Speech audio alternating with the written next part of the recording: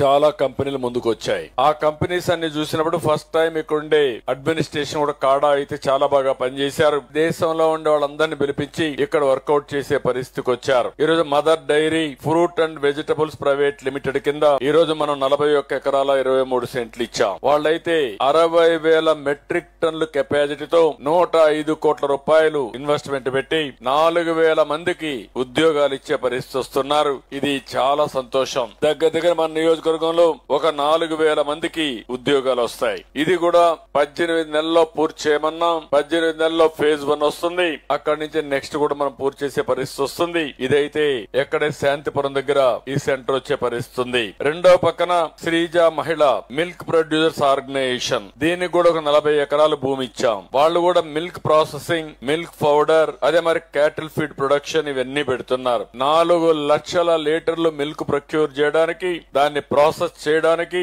2,000 metric టన్నులు feed తయారు చేయడానికి ముందుకు పోతున్నారు. ఇంకొక పక్కన దీనిపైన 233 కోట్ల రూపాయలు పెట్టుబడులు పెడుతున్నారు. వీళ్లు కూడా దగ్గర 4,000 మందికి ఉపాధి కల్పించడానికి సిద్ధపడ్డారని చెప్పి కూడా నేను మీకు తెలియజేస్తున్నా. ఈ 8,000 మంది వస్తారు. ఇప్పుడే నేను ఎన్టీఆర్ స్పోర్ట్స్ కాంప్లెక్స్ ఇక్కడే దగ్గర ఇది 17 ఎకరాల 46 సెంట్లు ఉంది. 22 కోట్ల రూపాయలు ఖర్చు పెడుతున్నాం. ఇక్కడ చూస్తే క్రికెట్ గ్రౌండ్ గాని, ఇండోర్ స్టేడియం గాని, రన్నింగ్ ట్రాక్లు గాని ఇవన్నీ కూడా క్రియేట్ చేస్తాం. ఒకప్పుడు దీన్ని నేనే అభివృద్ధి చేశాను గాని గడిచిన 5 సంవత్సరాల్లో దీన్ని ఎంత విధ్వంసం చేయాలనో కడాన తాగుబోతుల గ్రౌండ్ గా తయారైపోయింది తప్ప పిల్లలు ఆడుకోవడానికి వీల్లేని పరిస్థితి తీసుకొచ్చారు. ఇప్పుడు మళ్లీ దీని కాంపౌండ్ వాళ్ళు కూడా కడుతున్నా, మళ్ళా దొంగల లోపల రాకుండా, అసాంఘిక కార్యక్రమాలు చేయకుండా కట్టి దీంట్లో అంతా కూడా వరల్డ్ క్లాస్ ఇండోర్ స్టేడియం గాని ఇవన్నీ ఏర్పాటు చేసి కుప్పంలో ఎవరైనా సరే ఫ్రీగా ఉంటే